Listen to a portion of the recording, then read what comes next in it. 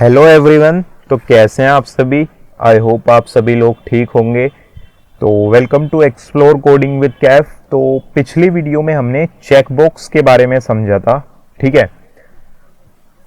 और चेकबॉक्स किस लिए इस्तेमाल होता है? अगर हमें मल्टीपल ऑप्शंस, मतलब काफ़ी सारे ऑप्शंस में और दो तीन ऑप्शन हमें चूज़ करने हो, मतलब एक से ज़्यादा ऑप्शन चूज़ करने हो, तो हम अपने चेकबॉक्स का इस्तेमाल करते हैं, ठीक है।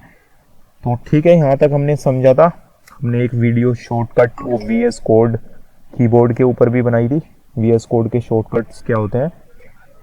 आज की वीडियो में हम नया टॉपिक समझेंगे, ठीक है। तो जल्दी से आके VS कोड में हम डे 9 से अपना एक फोल्डर क्रिएट कर लेते हैं और एक फाइल क्रिएट कर लेते हैं index.html।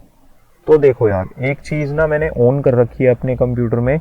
ये नीचे आपको ये दिखाई दे रहा होगा, ये जो कमांड मैं लिख रहा हूँ, जैसे मैंने इंटर करा तो इंटर लिख के जा रहा है। ये आपको हेल्प करेगा, जो जो मैं शॉर्टकट यूज़ करता हूँ VS कोड में, आपको वो पता चल जाएंगे, ठीक है। तो ठीक है, स्टार्ट करते हैं वीडियो को। तो देखो, मैंने आपको एक टाइप के बारे में बताया था, एट्रीब्यूट के बारे में, जो था हमारा क्या, रेडियो। अब रेडियो से क्या था, रेडियो में हम क्या कर पा रहे थे, रेडियो से हम काफी सारे हमारे ऑप्शंस थे और उसमें से हम कोई एक को चूज कर पा रहे थे, ठीक है। अब हम यही सेम काम करेंगे यूजिंग डिफरेंट मेथड। और वो डिफरेंट मेथड क्या होगा, वो एक हमारा एलिमेंट होगा, टाइप नहीं होगा। जैसे अभी पहले एक फॉर्म बनाते हैं, ठीक है। फॉर्म के अंदर हम लिखते हैं जैसे इनपुट, है ना। मैं यहाँ पे लिखता हूँ रेडियो, ओके। तो हमने इससे समझा था ऐसे। अभी तक हमने सिर्फ इनपुट का इस्तेमाल किया, ये इनपुट टैग। आज हम इसका इस्तेमाल नहीं करेंगे, आज हम एक नया टैग समझेंगे, वो है सेलेक्ट, SELECT, सेलेक्ट। अब देखो, ये ऑटोमेटिकली दो मेरे को एट्रीब्यूट दे रहा है, एक तो नेम, एक दे रहा है आईडी, ठीक है। सबसे पहले ये एक्शन हटा देते हैं जरा, है ना, ओके। तो अभी लिखते हैं नेम। नेम में क्या लिखते हैं, तो नेम में हमें लिखना है, सबसे पहले हम क्या चाहते हैं, हम फेवरेट लैंग्वेज की लिस्ट बना लेते हैं, ठीक है। तो FAVOURIT, फेवरेट लैंग्वेज। तो हमने फेवरेट लैंग्वेज की लिस्ट बनानी है, तो हमने लिस्ट बना लेते हैं जरा। अब हम यहाँ पे भी आ जाते हैं, हम लिख देते हैं लेबल। तो यहाँ पे भी लिख देते हैं फेवरेट लैंग्वेज और यहाँ पे भी लिख देते हैं फेवरेट लैंग्वेज, ठीक है। हमने सारी तरफ फेवरेट कर दिया, कोई बात नहीं, ओके। अब ये सेलेक्ट है, ठीक है।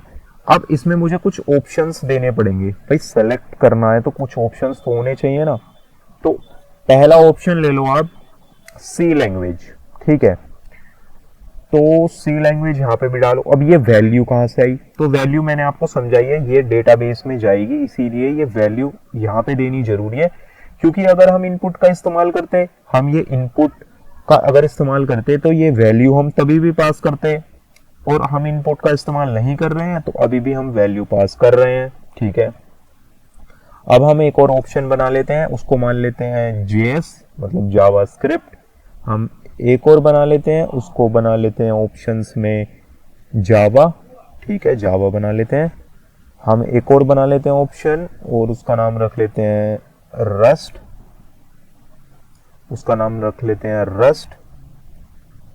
ओके, रस्ट हो गई अपनी एक।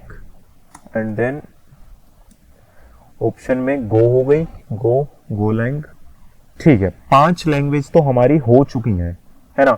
एक सबमिट बटन भी बना लेते हैं, तो इनपुट सबमिट, ओके। अब जरा लाइव सर्वर से इसको ओपन करते हैं, ओपन विद लाइव सर्वर, ठीक है। तो ये मेरे को सेलेक्ट करने का ऑप्शन आ रहा है, सबमिट करने का आ रहा है बटन। तो मान लो मैंने ये जावा सेलेक्ट कर ली, मैंने इस पर क्लिक करा, ये देखो फेवरेट लैंग्वेज कौन सी है, जावा। तो ये इसने सबमिट कर दिया, ठीक है। मतलब ये ऐसे डेटाबेस में एंट्री हो जाएगी, वो तो ठीक है। पर मान लो ये मैं रीलोड करता हूं, जैसे मेरे को वेबसाइट मिली, अगर बाई चांस मैंने कुछ भी सेलेक्ट नहीं करा, तो यहाँ तो ऑटोमेटिकली सी लैंग्वेज सेलेक्ट है, बट मैंने तो सेलेक्ट करी ही नहीं, और मैं सबमिट करूंगा जब फॉर्म को तो ये फेवरेट लैंग्वेज में सी भी चली जाएगी, बट सी तो मुझे भेजनी ही नहीं है। अगर ये मेरा रिक्वायर्ड नहीं है, रिक्वायर्ड मतलब जैसे आपका नाम जरूरी होता है, ईमेल जरूरी होती है, इनपुट में आपसे ली जाती है, तो ऐसे मान लो मुझे फेवरेट लैंग्वेज चूज करने की जरूरत नहीं है। ठीक है, ठीक है, कोई रिक्वायरमेंट नहीं है, मैं इसको ऑप्शनल छोड़ सकता हूँ। होते हैं ना मतलब जब आप फॉर्म भरते हो तो कुछ इनपुट बॉक्स ऑप्शनल होते हैं, उसे हम ना भी भरें तो कोई दिक्कत नहीं होती। तो ऐसे ही मान लो मैं इसको करना चाहता हूँ, बट ये तो ऑटोमेटिकली लैंग्वेज सेलेक्ट हो तो की जा रही है भाई, ये तो सी लैंग्वेज ऑटोमेटिकली सेलेक्ट हो गई। तो इससे कैसे बचेंगे? तो इससे भी एक ऑप्शन है बचने का। तो इससे कैसे बचते हैं? सबसे पहले हम आते हैं यहाँ पर और लिखते हैं ऑप्शन, अब वैल्यू। भाई सबसे पहली बात तो अगर हमें किसी चीज को ऐसे को सेलेक्ट करवाना है जो हमको मतलब जैसे कि डिफॉल्ट हमारा ये ना जाए बस, तो हम यहाँ पे आके लिखते हैं, मतलब ये लिखने की जरूरत नहीं है, यहाँ पे कुछ भी लिख सकते हो, बट मैं ऐसे ही लिख रहा हूं सेलेक्ट, सेलेक्ट लैंग्वेज।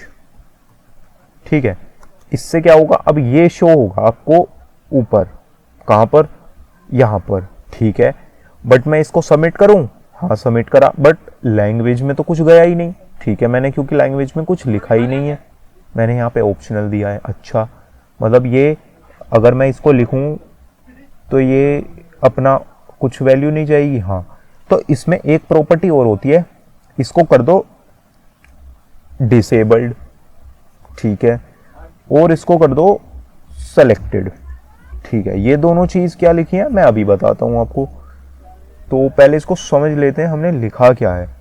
अब ये देखो, जब भी देखो अभी तक कुछ नहीं हुआ था ना, मैंने इस ड्रॉप डाउन पे क्लिक करा तो ये मेरे को ना ये ऐसा आ रहा है, मतलब ग्रे से कलर में आ रहा है, और अब मैं इसको ना सेलेक्ट नहीं कर पा रहा। पर आप सोच रहे होगे यार सेलेक्ट कैसे नहीं कर पा रहा, ये तो ऑलरेडी सेलेक्टेड है।